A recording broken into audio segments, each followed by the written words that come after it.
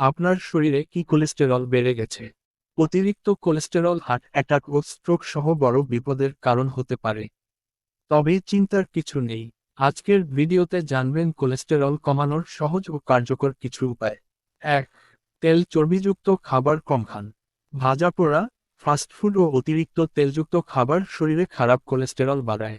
তাই এসব খাবার যতটা সম্ভব এড়িয়ে চলুন। ২. নিয়মিত ব্যায়াম করুন। প্রতিদিন অন্তত ৩০ মিনিট হাঁটা বা হালকা ব্যায়াম ভালো কোলেস্টেরল বাড়াতে সাহায্য করে।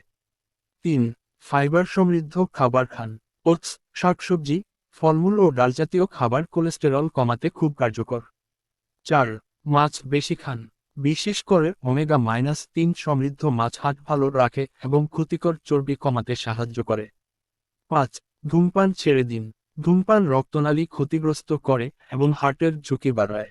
৬. ওজন নিয়ন্ত্রণে রাখুন। অতিরিক্ত ওজন কোলেস্টেরল বাড়াতে বড় ভূমিকা রাখে। ৭. চিনি ও প্রসেসড ফুড কম খান। অতিরিক্ত সফট ড্রিঙ্কস ও প্রসেসড খাবার শরীরের জন্য ক্ষতিকর। ৮. বাদাম ও বীজ খান। কাঠবাদাম, আখরোট ও বিভিন্ন বীজ শরীরের ভালো চর্বি বাড়ায়।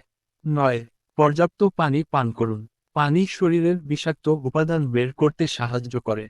ছোট ছোট অভ্যাস বদলালেই কোলেস্টেরল নিয়ন্ত্রণে রাখা সম্ভব।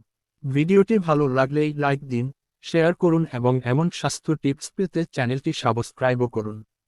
সুস্থ থাকুন, নিরাপদ থাকুন।